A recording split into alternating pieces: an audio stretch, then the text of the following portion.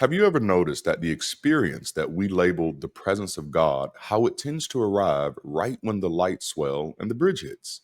That's not an accident. Rooms aren't neutral, they're instruments. Atmosphere is architecture for your nervous system. In this video, I'm going to take you behind the board, the sound, the lights, and the space, the little call and response rituals, and even the body hacks baked into revival culture.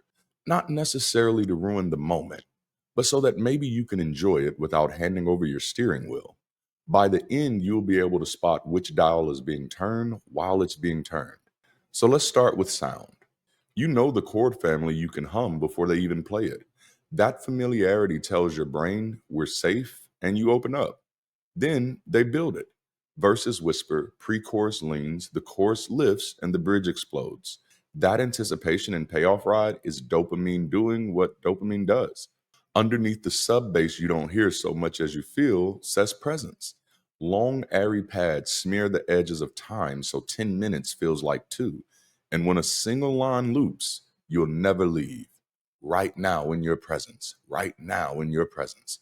Your attention narrows just like a mantra. If the chord progression is the track, your emotions are the train. Lighting and space are dials too.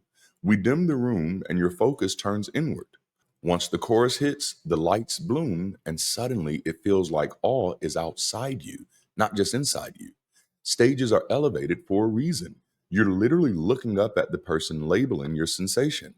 Add haze, and the beams become visible. The air looks thick, so thick is the word you reach for later. Pull a few chairs, open the aisles, and your body reads, we're moving now.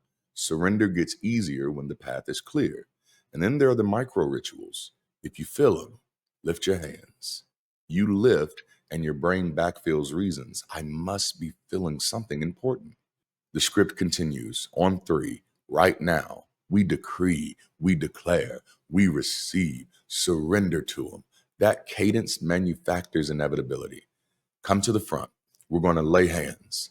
Touch plus spotlight raises arousal and compliance. Now, none of that is random, it's a craft. And finally, the body hacks that are already baked in. Revival week means late nights and often fasting. Less sleep and fewer calories lower the prefrontal brakes and turn the emotional volume up. Long held notes with short shout bursts tweak your oxygen balance. That little lighthearted float reads as lift. Standing, swaying, bouncing, that's mini cardio, and it paints everything with a faint endorphin glow. None of this is about cynicism, it's about agency. These rooms are tuned to move you, sometimes towards beauty, sometimes toward pressure. When you know the dials, you can keep the song, keep the meaning, and keep your hands on the steering wheel. So let's do this. Hum with me for 4 counts. Softly.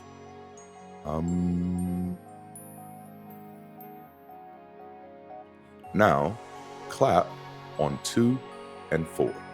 1, 2, 3, 4. Eyes up. Say with me, right now. Feel your chest? That tiny shift you feel? We just moved a dial together. No magic, just mechanics and meaning. Now, why does this matter? This is ethics, not cynicism. I'm not knocking musicianship, I'm naming agency. When people don't know the dials exist, anyone can steer the room toward generosity and healing or toward overclaiming, pressure, and control. Now that we've seen how the room tunes your body, we need to talk about the mental move that turns felt real into therefore true. Next up, feeling does not equal fact. Let's walk through a few cognitive traps, the testimony economy, and the cause and effect audit that can help. So you know the moment, the bridge hits, the room swells, and right then your brain eases. The place erupts. Your brain writes a clean sentence. God did it. That's not stupidity. That's humanity constrained to the context of language. It's also the exact spot where a beautiful moment can turn into bad data if we don't slow down. So here's why our minds do this. First is post hoc. Because the relief came after the chorus, we assume the chorus caused it. Maybe. Or maybe time, meds, attention shift, or your body's natural swing did the work. Second, confirmation and availability. We remember the wins because they get a microphone. We forget the no change nights because silence doesn't trend. Third, there's source monitoring errors. Every time we retell a story, it gets tidier. Gaps get filled in by suggestion, details sharpened to match the group script, and suddenly, last night sounds like a Marvel origin scene. And fourth, predictive processing. If the leader says he's here, your brain, built to predict, matches that story to the goosebumps, the tears, and the warm chest. Top down meaning colors bottom up sensation. Let me say it clean. A powerful feeling can be real and still not be proof. And the way we collect stories in church tilts the table even more. I call it the testimony economy. There are incentives, mic time, belonging, leader attention, and there are also costs. If you say nothing changed, you risk being labeled cold or faithless, like you quenched the spirit. Some of you have heard that one before. There's timing bias. We platform reports at the peak, while arousal, lighting, and applauses are doing half the talking. And most of the time, there's no follow up. We celebrate day one stories and never measure day 30 outcomes. So, how do we keep the wonder and add the wisdom? I use two timelines. The subjective timeline is what it meant: motivation, hope, reconciliation, courage. That matters. Keep it. The objective timeline is what caused what. Did the plan, practice, or treatment actually move the needle? Track it. Don't mix them. Meaning fuels life, causality guides decisions. And when a claim hits the room, I run a quick cause effect audit. Out loud, on paper, no shade. What changed? Be specific. Measurable, dated. What else changed at the same time? Sleep, meds, stress, movement, diet, time. You have to be considerate of the variables. What's the base rate? How often does this improve without any intervention? What would falsify our claim? What outcome would show we were wrong or that something else did the work? That's not doubt, that's discipline. It's dedication, it's determination to be accurate. It protects people from pressure, it protects leaders from overclaiming, and it protects the truth from getting buried under good intentions. So, yes, feel it, honor it, tell the story of what it meant, and then test what it did. If it's real, it'll stand up in the daylight. If it's not, we learn something without shaming anyone. Feeling is a compass for meaning, not a ruler for causality. When we separate the two, we keep our wonder and our wisdom. Next up, we're going to talk about the crash, bypass, and attachment. Why the Monday drop hits so hard, how spiritual language can dodge real healing, and why God, as perfect lover, scratches an attachment itch the room can't satisfy. Sunday often feels like electricity. Monday is gravity. You wake up flat, a little irritable, maybe even guilty. Did I lose it? Did God back off? Breathe. This isn't a moral report card, it's physiology. Peaks swing back. The higher the arousal, the steeper the slope. If nobody names that, disappointment gets moralized. And once it's moralized, you're steerable. So, what is the crash really? After a long stretch of high arousal, your system rebalances. Dopamine settles, adrenaline eases, and the body says, let's level out.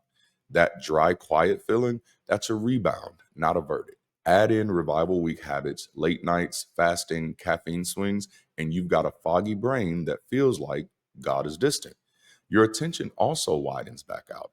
In the room, focus narrows. Outside the room, bills, dishes, and texts run back to full size. Your soul didn't backslide. Your chemistry exhaled. Here's where we often take a wrong turn. Spiritual bypass.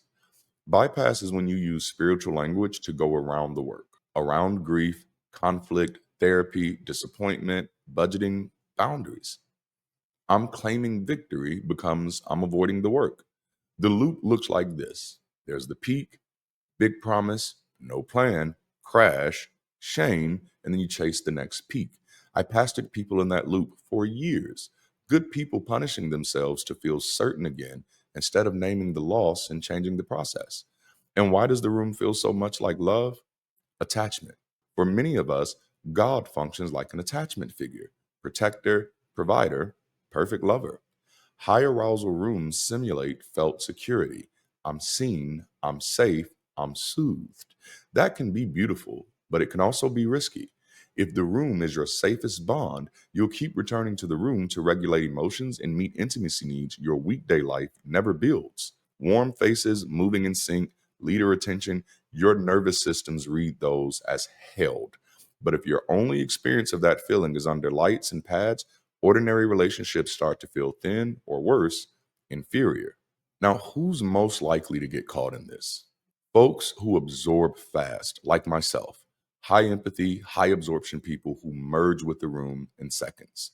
There's also trauma survivors, like myself, for whom that floaty, ego thin feeling can mimic disassociation and feel like relief. There's also sleep deprived volunteers and staff, again, like myself, living on chronic arousal with no recovery. So the peaks feel like normal. And then teens and young adults, like myself when I got started, still forming identity, where strong leader transference plus erotically coded worship hits harder. None of this is about shaming the body. It's about understanding the rhythm so Monday doesn't undo Sunday. And so the room becomes a spark for growth, not a substitute for it. Crashes aren't condemnation, they're physics. If we don't confuse chemistry with deities, we stop shaming the body and start shaping our lives. Now let's talk about the slippery slope from enjoyment to reliance to dependence, how a spark becomes a substitute, and the simple guardrails that keep inspiration from turning into a fix. Peak states can light a fire. Beautiful. The trouble starts when the feeling gets promoted to fix. Instead of that lifted me, now I'll move, it turns into I need that feeling to be okay. That's the slide. Enjoyment to reliance to dependence. Let me make that real. When it's inspiration, it sounds like that service lifted me. Now I'll plan my week. Your body gets a short dopamine oxytocin bump, and you plug it into goals, and action follows. Agency goes up. When it becomes solutionism, it shifts to I need that room to regulate me. Life gets rescheduled around the next service or stream. You've outsourced emotional regulation to the peak ritual. So baseline stress actually rises between highs. Skills stall, shame shows up when the feeling fades, and magical thinking fills the gap. Push it further, and you're in compulsion. Now it's more nights, louder songs, longer sets. You're irritable without it. You make big pledges at the apex. That's tolerance and allostasis. Your system is chasing bigger spikes, and the come down gets labeled spiritual dryness. Burnout creeps in, money and relationship strain, and the headline becomes God must be mad at me. Inspiration fuels action. Solutionism replaces action. So why do we slide? Because the same anointing hits less and less over time. That's tolerance. Because testimonies land unpredictably, variable ratio rewards. So the rare jackpot keeps you pulling the lever. Because the high is a great way to avoid grief, debt, conflict. This is bypass and sneakers. And it's also because breakthrough happens to me, not through me. That's an externalized locus of control, shrinking your agency. And because we moralize absence, no high equals God's displeased, so shame becomes the gas. Here's the hidden bill. While we're chasing peaks, skills atrophy. Budgeting, boundaries, conflict repair don't get reps. The miracle narrative crowds out practice. Causality erodes. I felt power, therefore the tumor shrank, or my marriage healed, or my child got saved. And that confusion bleeds into non religious decisions. And the shame engine revs. No high equals I failed God equals self punishment or penance, which will lead to deeper chasing. So let's reframe it. The high is a spark, not a substitute. Let it light the path, don't let it replace the walk. I could not have a conversation about worship without dealing with the erotic undertow. Why worship so often feels like sex, how that can blur consent and drive dependence, and what to do about it. Let's picture the room. Lights low, a slow pad underneath, the mic goes breathy. The lyrics slide from He is to be with me, hold me, never leave, never let me go. Bodies start to sway, eyes close, and the adjectives turn tactile, heavy, deep, thick, oily, moist. The vibe is intimate. For a lot of people, it reads as sexual adjacent, even if no one says that out loud. And what does it feel like? Warmth blooms in your chest. There's a little ache in your throat. Goosebumps ripple. Your shoulders melt.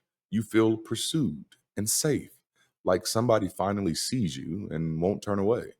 Then comes the afterglow, soft, tender, open. Here's the non moral panic explanation: your body has one main gas pedal for arousal. Rhythm, volume, breath work, they all press it. Your story decides the label: spiritual, romantic, or sexual. Singing and swaying in sync, maybe a gentle hand on the shoulder, those are oxytocin cues. They simulate closeness and pair bond warmth. The lyrics are lover scripts: consume me, I'm desperate for you, which map straight onto attachment needs, especially if purity culture taught you to fear or outsource desire. The aesthetics reinforce it: dim lighting, long reverb tails, slow builds, and leaders speaking softly. Your nervous system recognizes bedroom signals even when the subject line says worship. Add proximity to authority, someone who seems caring and powerful, and erotic energy can transfer onto the leader or the God figure. Your body knows intimacy signals even when your mouth calls it anointing. So, where does this go wrong? When the room becomes your safest relationship, if worship is the only place you feel held, real world bonding, repair, and sexual healing stall. Consent starts to blur. Arousal gets misread as the spirit, and defenses drop, and people accept touch, disclosure, or commitments they decline outside the peak. There's also the risk of erotic transference onto leaders. Mix idealization with access and secrecy, and you've got boundary risk and scandal fuel. And then the shame loops. Perfectly normal arousal gets labeled sin or, ironically, a deeper encounter. Either way, you come back to chase it or to cleanse it. That's why naming the erotic undertow matters. Erotically coded worship is powerful because it borrows intimacy's wiring. It can be a spark toward real connection or a substitute that keeps you dependent. The fix isn't colder rooms, it's clearer stories, firmer boundaries, and weekday skills. What you felt wasn't imaginary, and it wasn't random. It was crafted. That's not cynicism, that's agency. When you can name the dials: sound, light, space, micro rituals, and the body habits that heighten arousal, you can keep the song, keep the meaning, and keep your hands on the wheel. Quick takeaways for the next event you attend. Ask yourself, which dial is moving me right now? Then decide, what will I do with this feeling once I leave? And remember that mini demo we did? Hum, clap, right now? That tiny chest shift you felt. We moved the dial together. No magic, just mechanics, plus a little bit of meaning. So feel it, honor it, but don't be steered by it. The room can lift you, it shouldn't drive you. Emotion is welcome, agency is required. What an incredible conversation. Thank you for hanging out with me till the end. Listen, the weekend of October 24th is officially liftoff for Bridge City SoCal. On that Friday, the 24th, I'll be spending time with our local team and members in the area. If you want to be a part of it, just make sure to tap in. On that Saturday, I'll be in LA for a live event and Q&A, and then on Sunday, I'll be in San Diego doing it again. We'll be opening registration for the events next week, so make sure to stay tuned because seating is limited. Now, if you want to help us to continue make a difference, now is a great time to join the Patreon, YouTube membership program, or become a financial supporter through PayPal, Venmo, Cash App, or Windows Shop. We are literally on the edge of something incredible, and at times it feels like we're running on empty. And listen, if you're in need of some secular inspiration and motivation, we don't have to wait for October.